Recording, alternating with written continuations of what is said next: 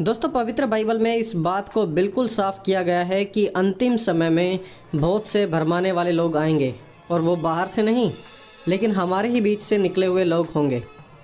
दोस्तों, आज की इस वीडियो में हम 5 ऐसी कलीसियाओं के बारे में, 5 ऐसे प्रचारकों के बारे में बात करेंगे जो कि बहुत ही अजीब व गरीब हैं और आपने पहले कभी ऐसे लोगों के बारे में नहीं सुना होगा और इनकी ऐसी हरकतें भी नहीं देखी होंगी जो आज आप देखने वाले हैं।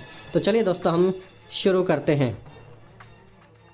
दोस्तों, वीडियो में आगे बढ़ने से पहले मैं आपको बता दूं कि यह इस सीरीज़ का पार्ट 2 है। यदि आपने पार्ट 1 नहीं देखा है तो पहले आप जाइए और पार्ट 1 देखिए, उसकी लिंक आपको डिस्क्रिप्शन बॉक्स में मिल जाएगी। दोस्तों, हमारी लिस्ट में 10वें नंबर पर है द शेपर्ड्स टच चर्च। इस चर्च का जो पास्टर है वो अपने आप को बहुत ही अनॉइंटेड समझता है। वो आराधना के दौरान कभी ज़मीन पर पैर भी नहीं रखता। लोगों को उनकी चेयर को हवा में ऊपर उठाकर रखना पड़ता है और जैसा कि आप वीडियो में देख भी पा रहे हैं, लोगों को काफ़ी मशक्क़त करनी पड़ती है पास्टर को हवा में उठाए रखने के लिए। तो बेसिकली हमेशा 6 लोग पास्टर को हवा में उठाए रखते हैं, तब ही पास्टर प्रचार करेगा। इस पास्टर का नाम पास्टर जोशुआ है और यह हवाबाज पास्टर के रूप में भी जाने जाते हैं क्योंकि ये हवा से ही प्रचार करते हैं। एक और बात, ये प्रचार से ज़्यादा भविष्यवाणी पर ध्यान देते हैं। प्रोफेसी सिर्फ भविष्यवाणियाँ ही करते हैं। और आप खुद देखिए पास्टर जोशुआ को और कमेंट्स में ज़रूर बताना कि क्या आपने कभी ऐसे पास्टर को पहले देखा है। Flying in the night because of you, anybody hanging between the heaven and the earth, I hang between the heaven and the earth. I prophesy they shall die, they shall die. They shall die! They shall die! They shall die! Any wizard flying in the night, I, Joshua Talina, I fly! I jam them! I jam them! तो दोस्तों, आपको pastor Joshua कैसे लगे? क्या आपके आसपास के क्षेत्र में भी कुछ ऐसे हवाबाज पास्टर हैं जो ज़मीन पर पैर ही नहीं रखते, सिर्फ हवा से ही प्रचार करते हैं और हवा से ही भविष्यवाणियाँ करते हैं? कमेंट्स में ज़रूर बताना। दोस्तों, हमारी लिस्ट में 9वें नंबर पर है holy water church. Holy water church की एक बहुत ही बड़ी खासियत है और ख़ासियत यही है कि यहाँ के पासवान एक ग्लास से अपने मुंह में पानी डालते हैं और फिर उसी पानी का कुल्ला करके विश्वासियों के मुंह पर थूक देते हैं और इस पानी को यह कहते हैं अनॉइंटेड वाटर, यानी कि अभिषिक्त पानी। और इनका कहना है कि इसी पानी से दुष्ट आत्माएं भाग जाती हैं, लोगों को छुटकारा मिलता है, इसी पानी से लोगों को आशीष मिलती है, नई ज़िंदगी मिलती है। आप खुद देखिए इस वीडियो क्लिप में। दोस्तों, शायद कोविड के टाइम में तो इस पास्टर की पूरी सेवा बंद ही हो गई होगी क्योंकि थूकना तो दूर, कोविड के टाइम में मुंह खोलना ही काफ़ी मुश्किल था और बाकी के समय में ये पास्टर ग्लास का पानी अपने मुंह में डालते हैं, उसका कुल्ला करके लोगों पर थूक देते हैं, उनके मुंह पर डालते हैं और कहते हैं कि इस पानी से, इस अभिषिक्त पानी से आपको आशीष मिलेगी। और दोस्तों, ये सब कुछ जब होता है जब लोग परमेश्वर से ज़्यादा अपने पास्टर पर विश्वास रखते हैं, पास्टर को अपना भगवान मानते हैं और फिर अपने मुंह पर थुकवा भी लेते हैं। दोस्तों, क्या आपने कभी किसी ऐसे व्यक्ति को देखा है जो कभी आशीष के नाम पर अपने मुंह पर थुकवाते हैं? तो कमेंट्स में ज़रूर बताना। लेकिन यहाँ के पास्टर इस प्रकार का काम कर रहे हैं और लोग भी, आप देखिए वीडियो क्लिप में बिल्कुल क्लियरली दिख रहा है कि लोग उनसे अपने मुंह पर थुकवा रहे हैं सिर्फ और सिर्फ आशीष पाने के लिए। मसीहत कितनी नीचे गिर गई है, लोग चमत्कार के पीछे बिल्कुल पागल हो चुके हैं। दोस्तों, हमारी लिस्ट में 8वें नंबर पर है प्रोफेट बिजेंदर। प्रोफेट बिजेंदर के बारे में शायद ही इंडिया में कोई ऐसा व्यक्ति हो जो उन्हें ना जानता हो। ये प्रोफेसी करते हैं, मिरेकल मनी के द्वारा लोगों को फाइनेंशियली आशीषित भी करते हैं। चंगाई पर ज़्यादा फोकस होता है, आशीष पर ज़्यादा फोकस होता है और दुष्ट आत्माओं को निकालने पर ज़्यादा फोकस होता है, परमेश्वर के वचनों के बारे में नहीं। अब ये देखिए, इनका एक रिसेंट चमत्कार है जिसने मुझे सचमुच सोचने पर मजबूर कर दिया कि आखिरकार ये क्या है। ये है कि इन्होंने काले व्यक्ति को गोरा कर दिया। यह देखिए, आप स्क्रीन पर दी गई इस फोटो को देखिए ध्यान से। इसमें एक बहन की पहले की और बाद की फ़ोटो है, बिफोर एंड आफ्टर। बिफोर ये काली थी, लेकिन जब इन्होंने प्रोफेट बिजेंदर से ले हैंड प्रेयर कराई, स्पेशल प्रेयर एक होती है इनकी, तो इनका रंग सफ़ेद हो गया, अब ये गोरी हो गई। प्लस साथ ही साथ इनके पास अनॉइंटिंग ऑयल है। अनॉइंटिंग ऑयल के बारे में तो हमें पता था कि तेल होता है, लेकिन अभी यहाँ पर लिखा है कि अनॉइंटिंग सोप, यानी कि एक अनोइंटिंग साबुन भी आ गया है जिसके इस्तेमाल करने से चमत्कार होते हैं। तो यदि आप इस साबुन को अपने मुंह पर लगाएंगे, इस साबुन से नहाएंगे, तो आपके जीवन में चमत्कार हो जाएंगे। इस प्रकार की एडवर्टाइजमेंट की जा रही है। काले को गोरा किया जा रहा है अनोइंटिंग सोप के द्वारा। जबकि देखिए हम सभी को एक कॉमन सेंस है कि परमेश्वर ने व्यक्ति को गोरा, काला, सांवला इसी प्रकार परमेश्वर ने बनाया है। हर किसी को अलग अलग तरीके से। कलर चेंजेस में ये सब चीज़ें ज़्यादा मायने नहीं रखती हैं परमेश्वर के सामने। एक और फोटो देखिए आप, ये भी रिसेंट की है। इन्होंने भविष्यवाणी की और इनके अभिषिक्त तेल को लगाने से आपको विदेशों का वीज़ा भी फ्री में मिल जाएगा और एक व्यक्ति को तो यूके की सिटीजनशिप भी मिल गई, सिर्फ और सिर्फ इनका वो जो तेल लगाने से और इनकी भविष्यवाणी से के द्वारा। आप देखिए इस चीज़ को, आप देखिए अपनी स्क्रीन पर जो ये दिखाया जा रहा है। कुछ भी आप करो और अपने आप को प्रोफेट बना लो और देखो कैसे भीड़ की भीड़ पागल होकर वहाँ पर 25,000 रुपये भी देते हैं प्रार्थना करवाने के लिए, ले हैंड प्रेयर के लिए। और दोस्तों इसे ही तो हम कहते हैं गुमराह करना, कि अंत के समय में बहुत सारे लोग गुमराह होंगे। लोग सवाल करेंगे, अरे अगर इस व्यक्ति के पास सामर्थ्य नहीं है तो ये कैसे चमत्कार करता है, लेकिन वो चमत्कार कर रहे हैं। और इसे ही हम कहते हैं गुमराह करना, क्योंकि अंतिम समय में बहुत से लोग गुमराह होंगे। वो साबुन देकर आपके रंग को चेंज करेंगे, वो आपके लिए प्रोफेसी करेंगे, आपका वीज़ा लगवा देंगे, आपको आशीषित करेंगे। आशीष होगी, वचन का प्रचार नहीं होगा। मनुष्य सिर्फ और सिर्फ आशीष का गुलाम बनकर रह रहा है आज के समय में। दोस्तों हमारी लिस्ट में 7वें नंबर पर है डांसिंग चर्च। देखिए इस चर्च की एक बड़ी ही खास बात है कि यहाँ का जो पास्टर है वो डांस करके, यानी कि नाच कर लोगों की दुष्ट आत्माओं को निकालता है, नाच कर लोगों के जीवन की बीमारियों को दूर करता है, नाच कर लोगों को आशीषित करता है। देखिए आप वीडियो में देखिए कि वो लोगों के पास जाते हैं और फिर डांस करते हैं और सडनली लोग गिरने लग जाते हैं उनके डांस के द्वारा। आप खुद देखिए इस वीडियो क्लिप को। Oh my Africa.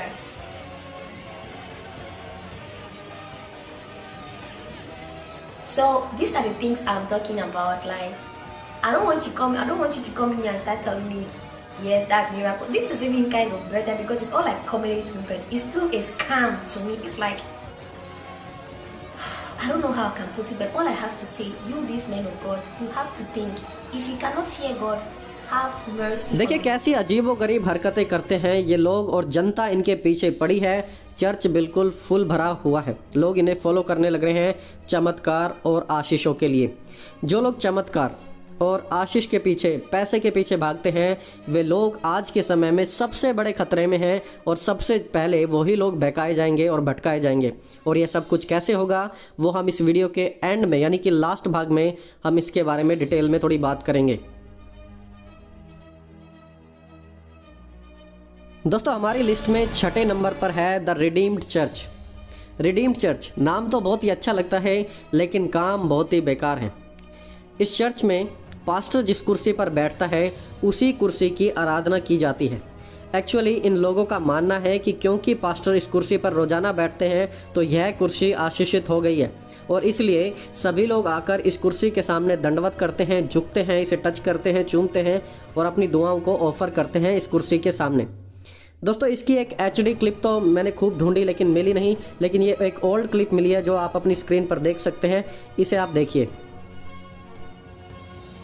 कैसे एक के बाद एक लोग आकर उस चेयर को टच कर रहे हैं और उससे आशीष पाने के लिए दुआ प्रार्थना कर रहे हैं। दोस्तों क्या यह सब कुछ देखकर आप शॉक्ड नहीं हुए? क्या आपको आश्चर्य नहीं लग रहा है कि कितने बेकार तरीके से लोगों को भरमाया जा रहा है, लोगों को फंसाया जा रहा है? और ये गलती इन पासवानों की नहीं बल्कि लोगों की है, क्योंकि लोग अपने पास्टर को अपना भगवान मानते हैं, वचन पढ़ते ही नहीं और सिर्फ यीशु मसीह को एक आशीष देने वाली मशीन के रूप में समझते हैं कि यीशु के पास जाऊंगा तो मेरी मनोकामना पूरी हो जाएंगी, आशीष मिल जाएगी, पैसा आ जाएगा, मैं अमीर हो जाऊंगा। दोस्तों और भी ऐसे प्रचारक हैं, ऐसे पास्टर हैं जो आशीष के नाम पर इतनी गिरी हुई हरकत करते हैं कि मैं आपको वीडियो क्लिप में दिखा भी नहीं सकता, क्योंकि अगर दिखा दी तो मसीहत पूरी की पूरी बदनाम हो जाएगी। और इसके बारे में हम आने वाले पार्ट 3 में और भी ज़्यादा गहराई से डिस्कस करेंगे। तो आप मुझे कमेंट्स में ज़रूर बताएं कि क्या हमें इस वीडियो सीरीज का पार्ट 3 भी बनाना चाहिए या फिर नहीं बनाना चाहिए। दोस्तों मत्ती 7 अध्याय में प्रभु यीशु ने हम सभी के लिए एक चेतावनी दी है और वो चेतावनी बड़ी ही स्ट्रॉन्ग है। वहाँ पर इस प्रकार लिखा हुआ है, जो मुझसे हे प्रभु कहता है उनमें से हर एक स्वर्ग के राज्य में प्रवेश ना करेगा, परंतु वही जो मेरे स्वर्गीय पिता की इच्छा पर चलता है।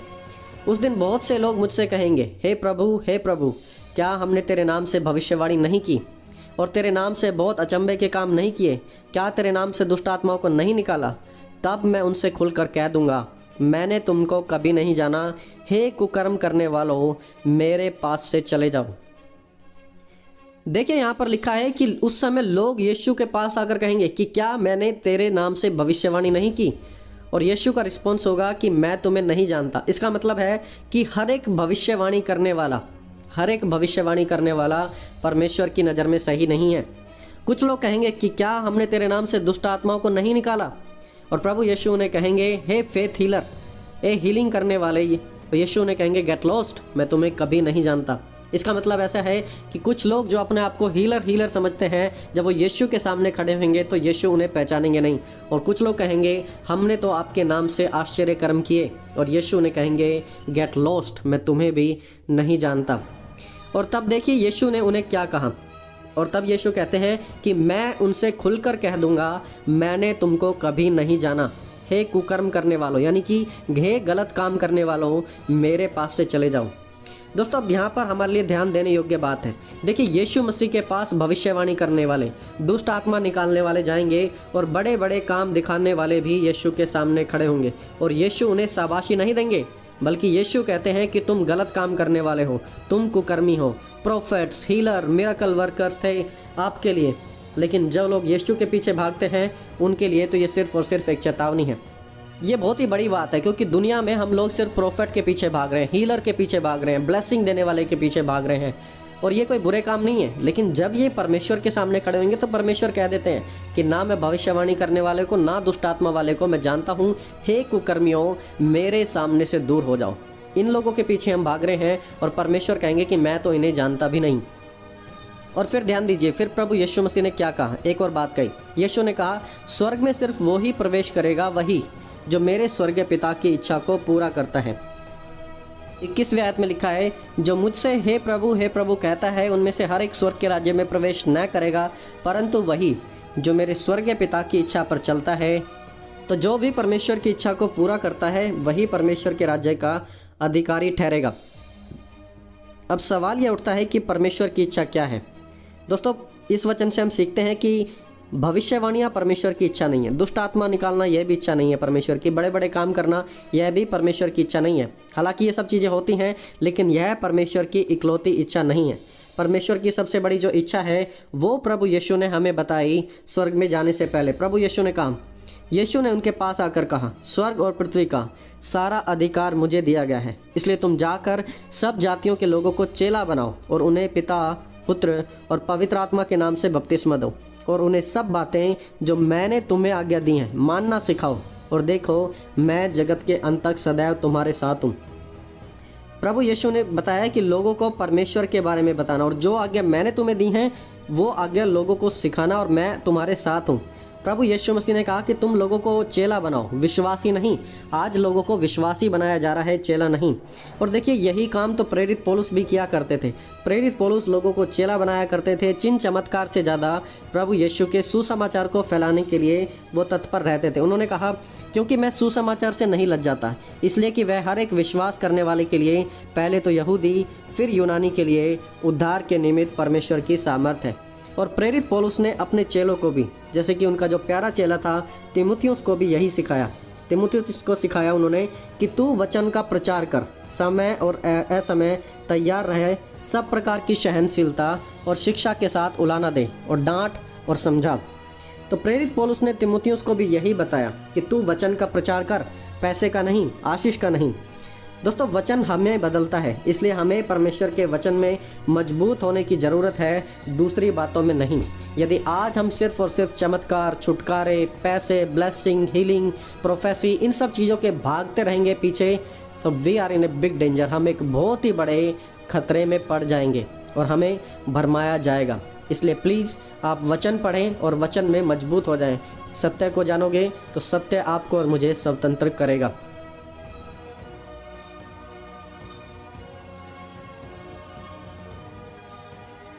दोस्तों आने वाले समय में इस वीडियो का पार्ट 3 भी जल्दी आने वाला है, तो आप हमारे चैनल को जरूर सब्सक्राइब करें। अगर आपने अभी तक पार्ट 1 नहीं देखा है तो उसकी लिंक भी आपको नीचे मिल जाएगी। दोस्तों आज इस वीडियो में इतना ही, मिलेंगे जल्दी एक और नए वीडियो के साथ। Till then have a very great day.